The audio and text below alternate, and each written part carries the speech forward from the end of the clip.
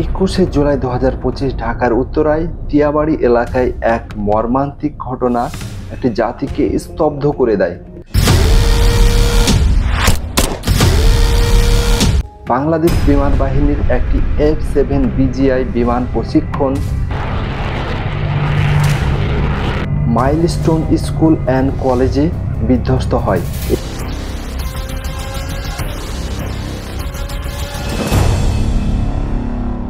এই ঘটনায় কমপক্ষে 20 জন মারা যায় এবং শতাধিক মানুষ প্রাণ হারায়, যাদের মধ্যে বেশিরভাগই ছিল অল্প বয়সী পড়ুয়া।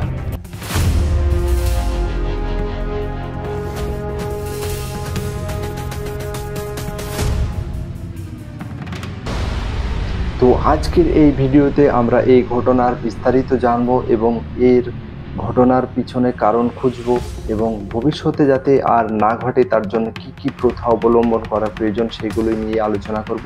অবশ্যই ভিডিওটি শেষ পর্যন্ত ধৈর্য সহকারে দেখতে থাকুন।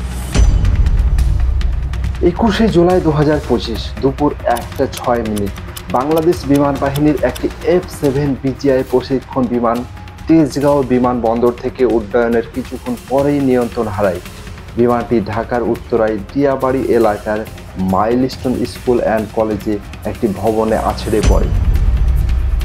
সঙ্গে সঙ্গে ভবনে আগুন ধরে যায় এবং ধোঁয়ার কুণ্ডলী আকাশে ছড়িয়ে পড়ে। এই ঘটনায় বিমানের পাইলট তৌফিক ইসলাম সাগর প্রাণ হারায়।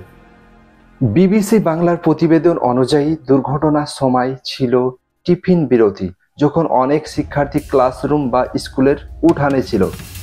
ফায়ার সার্ভিস, পুলিশ, সেনাবাহিনীর উদ্ধারকারী দল দ্রুত ঘটনাস্থলে পৌঁছে উদ্ধার কার্যক্রম শুরু করে, কিন্তু ধ্বংসস্তূপের নিচে আটকে পড়া অনেক শিক্ষার্থীকেই বাঁচানো সম্ভব হয়নি।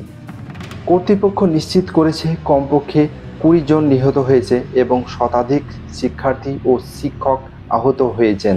সোমবার রাত্রে শিক্ষার্থীরা স্কুল ক্যাম্পাসে প্রবেশের চেষ্টা করে এবং হতাহতের তথ্য গোপনের অভিযোগে বিক্ষোভ করে।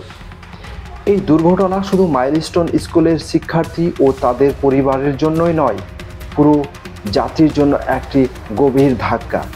বিবিসি বাংলার তথ্য অনুযায়ী 2 অভিভাবক ও 3 শিক্ষার্থী এখনও নিখোঁজ রয়েছেন। মঙ্গলবার 22শে জুলাই 2025 বাংলাদেশ সরকার এই ঘটনায় রাষ্ট্রীয় শোক প্রকাশ করেছেন।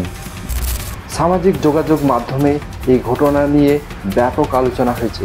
অনেকে অভিযোগ করেছে কর্তৃপক্ষ হতাহতের সঠিক সংখ্যা প্রকাশ করছে না। স্কুল কর্তৃপক্ষ 6 সদস্যের একটি কমিটি গঠন করেছে হতাহত ও নিখোঁজদের তালিকা তৈরির জন্য। উত্তরার স্থানীয় বাসিন্দাদের মধ্যে আতঙ্ক ছড়িয়ে পড়েছে এবং অনেকে প্রশ্ন তুলছে, কেন জনবহুল এলাকায় এমন প্রশিক্ষণ বিমান উড়ানো হয়। এবার জানবো এই ঘটনার পিছনে কারণ। কী কারণে এই ঘটনা ঘটল?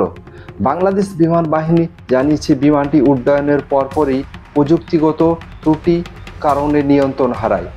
F-7 BGI হলো চীনের তৈরি একটি প্রশিক্ষণ বিমান যা বাংলাদেশ বিমান বাহিনীর দীর্ঘদিন ধরে ব্যবহার করে আসছে।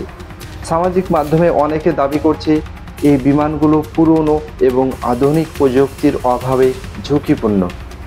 2024 সালে চট্টগ্রামে আরেকটি প্রশিক্ষণ বিমান বিধ্বস্ত হয়ে পাইলট অসীম জাওয়াদ প্রাণ হারায়। এই ঘটনাগুলো বাংলাদেশ বিমান বাহিনীর প্রশিক্ষণ বিমানের নিরাপত্তা ও আধুনিকীকরণ নিয়ে প্রশ্ন তুলছে। বিশেষজ্ঞদের মতে পুরনো বিমান রক্ষণাবেক্ষণের ঘাটতি বা প্রযুক্তিগত ত্রুটি এই ধরনের দুর্ঘটনার কারণ হতে পারে। এছাড়া ঢাকার মতো জনবহুল এলাকায় প্রশিক্ষণ বিমান উড়ানের যৌক্তিকতা নিয়েও সমালোচনা উঠছে। তেজগাঁও বিমানবন্দর, যেখান থেকে বিমানটি উড্ডয়ন করে, একসময় দুর্গম এলাকায় ছিল, কিন্তু এখন এটি ঢাকার কেন্দ্রস্থলে অবস্থিত।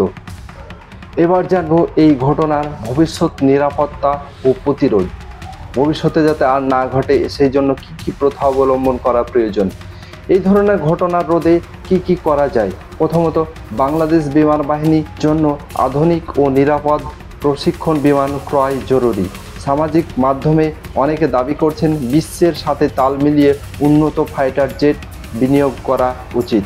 দ্বিতীয়ত, পাইলটদের প্রশিক্ষণ এবং বিমান রক্ষণাবেক্ষণে আরও কঠোর নজরদারি প্রয়োজন।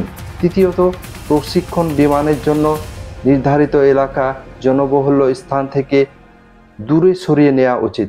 সরকার ও বিমান বাহিনীতে দ্রুত পদক্ষেপ নিতে হবে যাতে ভবিষ্যতে এমন মর্মান্তিক ঘটনা আর না ঘটে। উত্তরার এই ফাইটার জেট দুর্ঘটনা আমাদের মনে অনেক ক্ষোভ প্রকাশ করেছে। আমরা হারিয়েছি আমাদের ভবিষ্যৎ প্রজন্মের উজ্জ্বল তারাদের, তার সঙ্গে হারিয়েছি একজন দক্ষ পাইলটকে।